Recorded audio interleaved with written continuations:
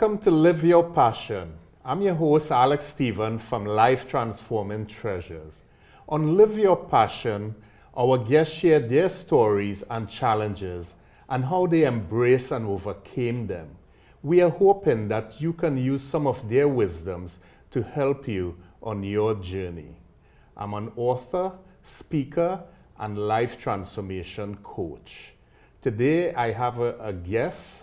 I usually have special guests and guests with interesting stories. Today I have a guest who is a wicked guest. And I'll introduce her. Her name is Boyle, all the way from Cape Cod, and I'll let her introduce herself. Welcome, Lori. Oh, thank you, Alex. It's so great to be here with you. Yeah. My name is Boyle, and I live on Cape Cod right now. I'm a retired international airline pilot, and that was my dream growing up. And since I've retired, I've gone into television. I have a show called Wicked Housewives on Cape Cod. It's a talk show, and it is the premise is ordinary people who do extraordinary things, and we try to showcase interesting people. We also do cooking shows, and the cooking shows are 15 minutes long, quickie cooking for busy people, and that has been really fun. We've done quite a few of those. And now I'm here with Alex, who has become a good friend of mine through the other Wicked Housewife, Kat Canavas, who's the other host. And she was on his show about 2 years ago, I think. And now Alex is having me as a guest. It's so welcome. Thank you. Thank you. Tell us a little bit, we spoke before, and I'm very impressed you being a pilot. Oh, thank you. I like to fly, but coach, not in the cockpit. But tell us a little bit how you came across, how you got hooked, so to speak, on flying. Oh, yeah. I was in the 9th grade, and I was sitting next to another kid in one of my classes, my Spanish class, and he was telling me that he was taking flying lessons. And I was just astounded. I was like, you are? How can you do that? Are you old enough? And he says, oh yeah, we're old enough. So I went home and I told my father that that's exactly what I wanted to do. I wanted to go down and take a flying lesson. And it was pretty close to my birthday and my brother's birthday. Our birthdays are close together. So we both went up for a flight with a flight instructor, and I loved it. And when we got back down, my brother hated it. He threw up next to the airplane. He really hated it. And the instructor went over to my dad and said, "She's a natural. She should pursue this." So I did. And where was this? This was at Beverly Airport. In Massachusetts? Yeah, in Massachusetts. I know you live in California for some time. I did, yeah. Yeah, so this was in Massachusetts, and you were in high school. I was in high school, that's right, and I graduated. I got my private pilot's license before I graduated from high school. Wow. So my dad actually had to drive with me to my lessons, and then when I got to take the airplane up by myself, I still couldn't drive to the airport myself. My dad had to be in the car. But you were so flying. It was kind of funny, yeah. It would have been good to fly to school, huh? Instead of driving. That would have been okay. That sounds fun. So, I mean, at that age in high school, before you graduated, you didn't even have a driver's license. No, I didn't have a driver's license. I mean, it might have been very exhilarating to do that and like it. And as the instructor said, you were natural. Yeah. But share with us a little bit some of the challenges you had. I mean, it was costly, I assume, to pay for lessons. Oh, that's right. Yes, it was. Things like that. What it was, so people could understand. It wasn't just, okay, my dream and it fell on my lap. You had to work towards it. You had to follow that passion. And when obstacles came across, you had to find ways to overcome them. So share with us a little bit, some of the things that happened as you were pursuing that dream. Right. Well, the first thing that happened, I didn't get my private pilot's license before I graduated, but then it was time to go to college. And at that time, that was 1979, there were a lot of airline pilots on furlough from all of the airlines. Yeah. And the economy was a little bit depressed, and there were no women flying for major airlines. So, you know, my father, my mother, and I had this little chat about that, and they decided that, you know, if you want to pursue it after you go to college, that's okay, but we think you should go to college, and not just go to college, but be something, you know. I couldn't just go to college and get like a liberal arts degree. They weren't going for that at all. I had to come out and be able to have a real job when I graduated, right.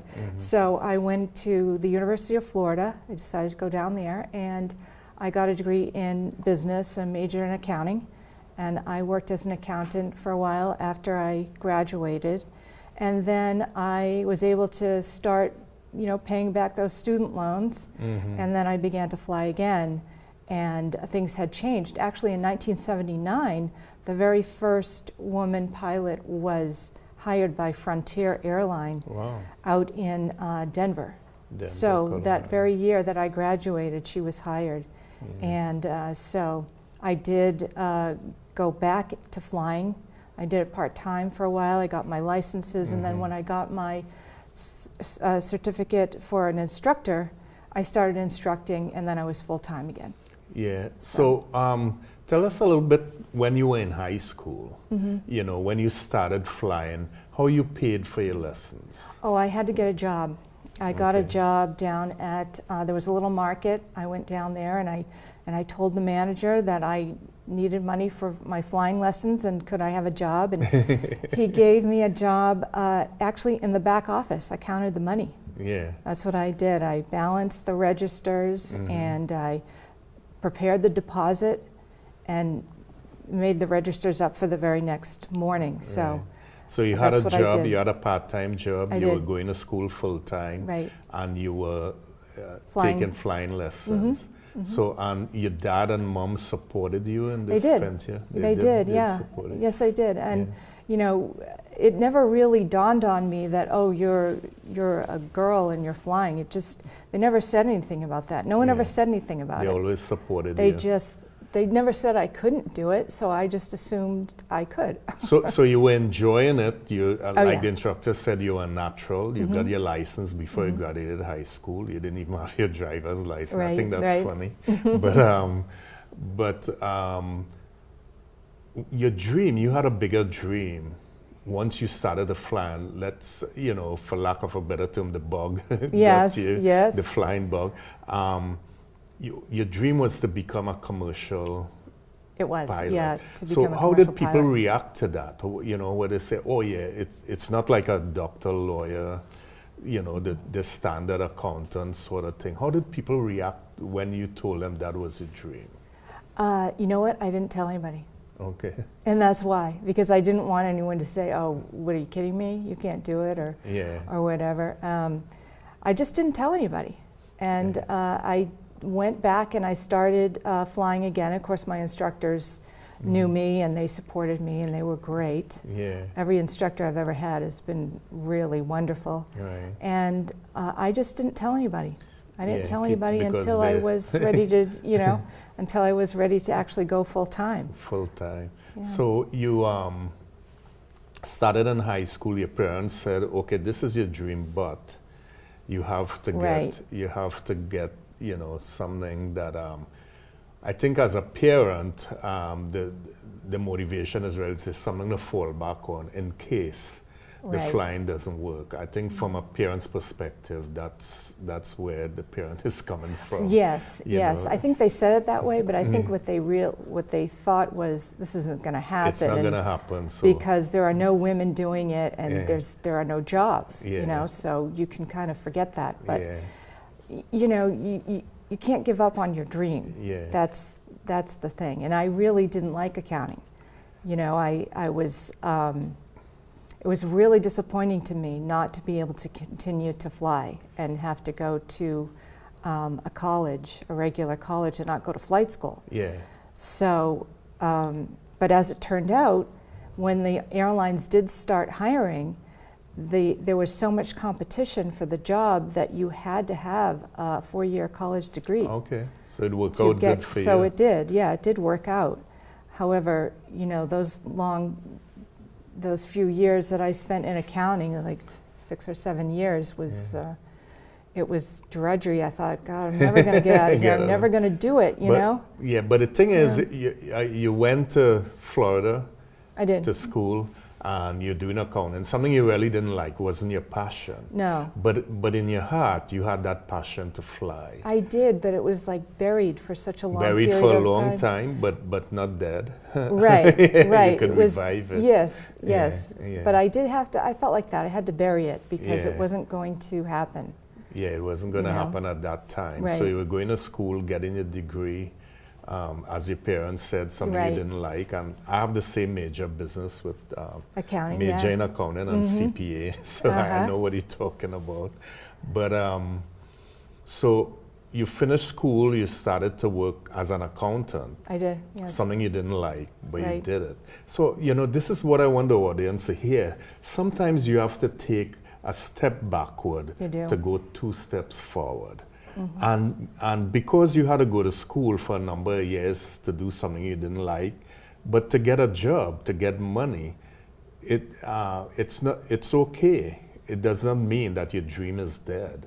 Right. It felt like it at the time, though. It did, I mean, it was yeah. very, it was a little sad for me. It was depressing, Yeah. you know, that I couldn't do that. And then I'm not sure when I actually decided. I guess when I had enough money. I also got married in the meantime, and so that helped. My husband was in favor of me flying, Okay. so he helped me a lot. And I worked while I got my licenses, and then like I said, I started full time when I was And this an was instructor. in Florida?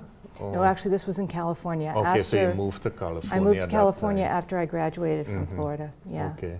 Yeah. So you started to work making money so you could afford Yes. to pay for the lessons, and your Right. husband was supportive. Yes. So that's good.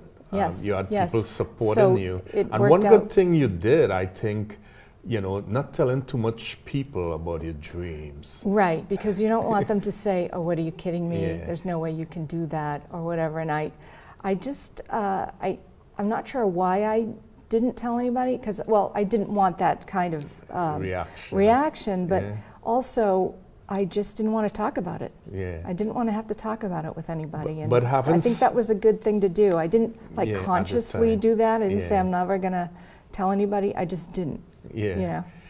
But at the same time, when you need help, there are people you will go to, you know, like mentors, like your instructors. Right. Because They were my you really mentors. can't do it on your own all No. the time. But the thing is, you don't want to be telling people who don't support your dream, you Right. know, call them dream busters. Right, exactly. And, that's a wicked thing. Yeah, that's But, right. Debbie Downer. Yeah, but you wanna, you know, like your parents supported you, your husband did, so that's a Yes. good thing. And you want mentors, you want people who already traveled that route, so to speak. Yes. You know, so tell us a little bit about some of the things you did. We know you worked, you know, to pay for your lessons. Right. But some of the things you did, how your instructors supported you, what sort of communication you guys had to help you to get this commercial license? I had a great instructor, and he was just super, and he loved being an instructor, and he was really excited about every student that he had, and everyone who was doing well and was going on to you know, bigger and better things. Right. And he was very supportive. So really, I think it takes a lot to be an instructor, and you do have to support your student, because there's a lot of self-doubt. You know, are you sure I can do this without you? Yeah, You know, yeah. without you sitting right next to me. So it helped a great deal to see other people who had gone on to the airlines, because once you get into doing it, you're the student, you have an instructor. He had friends who were in the airlines, and you know, and then at that time, it really helped to know other people who were doing what you wanted to do, and they would they would talk about, well, you have to get your resume out there, you have to have so many hours in this kind of flying. And so it was sort of easy to map out from there because it was a matter of how many hours and what kind of flying you need. So you would just put yourself in those positions to get like, you had to get a multi-engine license to fly the airplane with 2 or more engines, and you needed a lot of time in that kind of airplane. So the next step was, how do I get that time? Right. And so you set yourself up so you can. So you had a good instructor, he helped you with that networking. Right. And, and I assume, even though it's your dream and your passion, and you feel all that exhilaration when you fly, there are going to be moments when you doubt yourself. You know, it happens to all of us. Oh, you sure. know, what if, you know, all that thing. So that's where your instructor came in as a guide, as somebody who could support you and you could bounce your questions Oh, off of definitely. him Yeah, the in instructors. a safe space, so to speak. Yes, yes, because they've been all through it, and you have bad days out there, and you didn't get it right, and now you have to go out and do it again, and do it until you get it right. So, and sometimes, like anything, it takes a few tries. You're not going to be perfect the first time you go out there. So, but you get better. You get better with practice. You get better. You just keep you don't want to make practicing. any mistakes up there. No, and persistence, I think, is key. If you want to pursue something like this, you have to be persistent. That alone got me through so many things. I just wouldn't go away. I wouldn't quit. So what I see, from your story, from what we're talking about, is a lot of persistence from high school, and then you pick it up when you started at work. But in between there, getting your degree, which helped you because the time you came out with your commercial license, they required a degree, right? So it helped you in that way. But, I want to stress to the audience, that time that Lori had to put her dream on hold, that's patience. You could have given up and said, look, this wouldn't happen, but you had the patience. So you're persistent, you had the patience, and you're following your passion. Yeah. And you live your passion. You do. You got your commercial license. I think it never goes away. Yeah. That's the thing. Even if you have to bury your passion for a while, or you have to do other things to make money that you're not passionate about, you just have to go to work every day. That's okay. It's still there. It's never going to go away, and you have to pay attention to it. Yeah, because it's not going away. You got to find ways to make it happen. To make it happen. Yeah, right? Get the money, get the good instructor. Right. Well, I mean that's good that happened to you, and your parents and husband supported you. That could be a challenge for some people. You don't have that type of support. And if you don't, like in Lori's case, you go out and find mentors, find people who could support you. But you were lucky in that way. Yeah, so, I always say just start. If there's something that you want to do, just start. Just, even if it's just to Google it or to, find out a little more about it, because no matter what you're interested in, there's a whole group of people out there who are doing it already. Yeah. There's a whole little society that loves whatever it is you love. Right. And you'll find them. You'll find it. So you have to go out there and find it. Keep the passion alive. Yeah. Keep it alive. Absolutely. Yeah. So you got your commercial license. You got a job once you had your license. Yes. So tell us a little bit some of your experiences in flying. Now that you reach where you wanted to be. It took you some years. It did, and it even took me some years from then to get to be, flying for the airlines. So. What I did was I instructed for quite a while, and then I got a job flying air ambulance, and that was where I got all the multi-engine time. Okay. Is I flew that airplane, and what we did was we worked mostly for Kaiser, which is a hospital out there, and we transported stable patients, like who had maybe broken their legs skiing, and we brought them back to their home. So we did that kind of thing, and I did that for a while, and then I got a job with United Express, the little twin turboprop Yeah. and 19-passenger airplane, and I flew that for a few years, and then I went on to Polar Air Cargo, and I flew the 747 internationally for years, and I went on to Gemini. I flew the MD-11 for a few years internationally as well. So it took you time, you know, you got your practice, you put your time in. Right, you have to, you have to have so much time in your logbook, you know, you have to have had certain, you know, multi-engine experience and crew experience and time at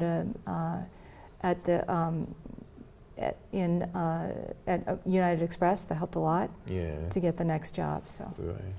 So that's good. I know when we were speaking, you spoke about a gentleman who came in one of your flights. You were gonna fly the plane, and I think he had some stripes or something, and he asked you.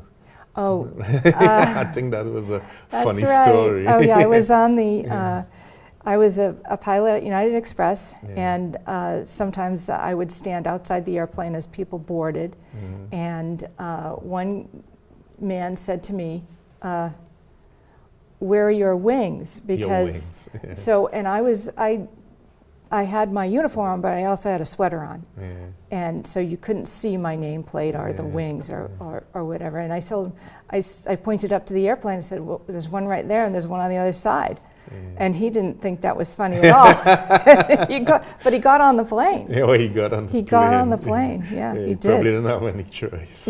Well, if he wanted to go there, that's all he gets. That's all it had, That's all we've got. Funny. So, yeah, he wasn't too pleased, but he did get on the airplane. But I did see him, you know, poking his head, you know, looking at what we were doing, you know, making sure. I don't know if he was a pilot, but he was wearing a leather jacket with different patches on it, like military patches on it. So he was military. Was an experienced pilot. Maybe he was, I didn't know. Any other stories you want to share with the audience? Well, another guy, another passenger said to me when we got to our destination and we were getting out of the airplane, he said to me, "I didn't know that the airline gives flying lessons." And I looked at him, I said, "They don't," you know, and I had no idea what he was talking about. And it dawned on me later, it's like, oh, he doesn't think that I could be there unless I was taking lessons. You know? You couldn't be the pilot.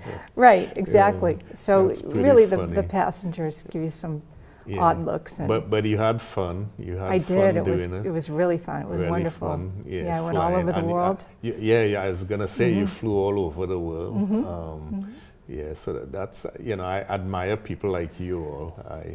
I don't think I have the guts to go in front there. I'll sit in the back. Yeah, so that's pretty good. So great story, you know, from your high school friend, and then taking it up, getting your license before you graduated high school, then putting your dreams on hold, being patient. But persistent, and then following your passion when you graduated and working, and then doing all the practice that you didn't log the hours in, and then realizing. But it takes time. Sometimes you know, it doesn't happen overnight, but you got to keep plugging away, and you know, you really live your passion. You do. So that's good stuff. Great story. But tell us now, I know you're retired from flying. Now what are you doing? Wicked Housewives Wicked Housewives on Cape Cod, that's right. We have a TV show. And that came out of our friend, Kat Canavas, who wrote a book, Surviving Cancerland, Intuitive Aspects of Healing, and she's a 3-time breast cancer survivor. So I was trying to find ways to get people to know that her book was out, and maybe a speaking engagement or whatever, a book signing. And so I stumbled across public access television. I had no idea that it even existed. I didn't even know what it was. But we went down to Dennisport, she and I, and we started taking all the lessons. You have to take like 5 different courses in order to do it. And then they said, well, you know, you can have your own show here. And they didn't say that because they thought we were going to be good or anything. They just said that because, you know, they need material, they need content for the TV. And, excuse me. Kat said yes right away. And I said, no way am I getting up there and doing that. But we did, and it became Wicked Housewives on Cape Cod. And I've been on 2 of your shows as a guest, so pretty good, impressive studio, great show. And you also do a radio show. I do. I have a radio show called Lori Boyle Radio, and you've been on that too. Yeah. And I also have a brand new show. It's on New Earth International, and it's actually a Skype show it's a live Skype show that feeds into YouTube, and then the audio plays live as well. That's brand new. I just did my first show last week. Oh, with Sheila? No, not with Sheila. You did it with Kat, okay. I did it with Kat, okay. But it's actually Rachel Love, who's the producer. On that. Yeah, I've been on Sheila's show. You have? With Rachel. Yeah, I did a show a few weeks Sheila ago. And Kat? With Sheila. Oh, with Sheila. Oh, okay, yeah, she has her own show too. So she contacted me and said, I've been trying to reach you for a long while. And then once she went through my information, she said, oh, you know Kat? So I said, yeah, a couple of years. She said, I met her 3 or 4 weeks ago, and we're going to be doing a show together. Right, yeah. So she said, small world. I said, yeah. She comes up to Cape Cod, and Sheila is in Washington. So I've been on her show. Oh, okay. Yeah, so, Rachel is the producer. Right, Rachel. And she's up in Minnesota.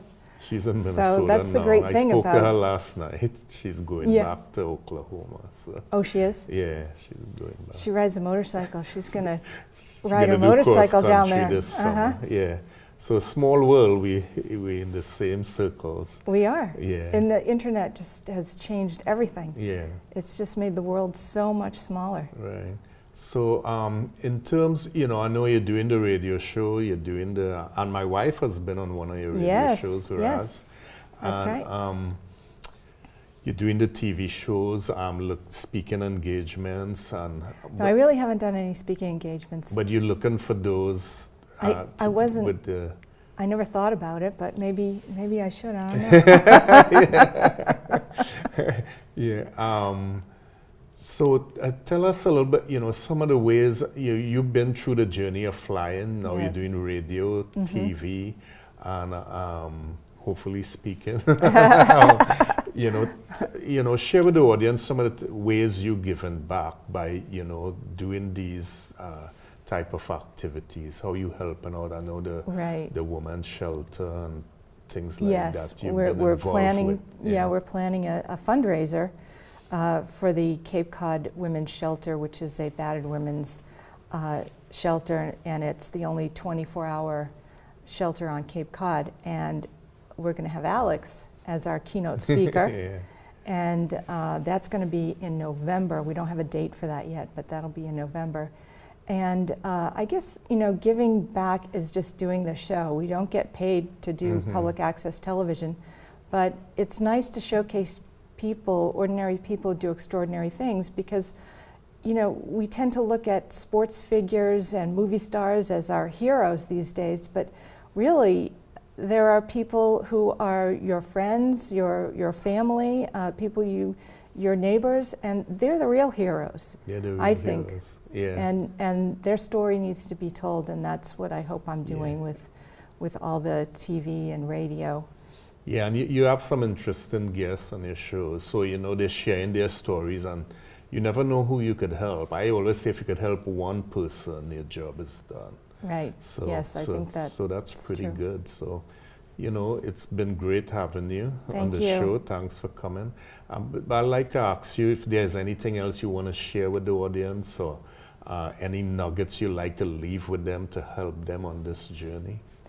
I would. I think one thing is just follow your passion, even if you have to put it aside for a while. It's always going to be there, so there's a reason that you need to do that. And be patient. You can be patient. I didn't think I wasn't patient. I was very impatient, but I learned to be patient to do it. So just start, just start. Just make one step toward it, and when you start doing that, then you see things change. You'll meet people who are willing to help you and willing to help you live your passion and follow your dream. Yeah, and as Martin Luther King said, you know, take one step of faith. You don't have to see the entire staircase. That's right. Yeah, just keep one step at a time and you'll get right. there. And don't worry about a big plan of action or anything like that. Just take those steps toward what you want to do. Yeah. So if people want to get in contact with you, how could they reach you? Oh, sure. Yeah, my email is my name, Lori Boyle at rocketmail.com, ROCKET. And we have Wicked Housewives on Cape Cod if you want to see some of our radio show hosts, or we have a whole network of radio show hosts. I also have a column in Women's Voices magazine, and that's Raz was in there, Alex's wife. And that is womensvoicesmagazine.com. Kat is in there as well as many other columnists. So, yeah, just I'd love to hear from anybody who would like to talk to me. Yeah. So, I mean, this been a great show. It's a show, Lori, talking about, you know, finding your passion, being persistent, being patient, and sometimes it takes a lot of practice. It takes a lot of time. And, you know, thanks so much for sharing with the audience and coming here today. Really appreciate it. And, you know, it's been nice to, have you. Yeah. And Thank you. Before you go, I'd like to share one of my books with you. Our book, Courage in Our Hearts. All four of us in our family wrote it, a family's love story. So I'd like to give this to you. Oh, thank you very much. Thank you. Yeah, you're welcome. And what I like to do on the shows is read the quote of the day. And let's see what the quote of the day is. Live your life and forget your age. Norman Vincent Peale. So, you know, whatever your age is, live your passion, live your life. You know, forget about your age. And this is from my book, Inspirational Life Quotes. All my books are on Amazon, and we have 2 other books, Discover Your Inner Treasure and IP Goals Made Easy. So you could reach me at info@alexsteven.com, and I like to give a free gift I have on my website at alexsteven.com, which is 7 keys to your dream lifestyle. Thanks a lot for joining us, and see you next time.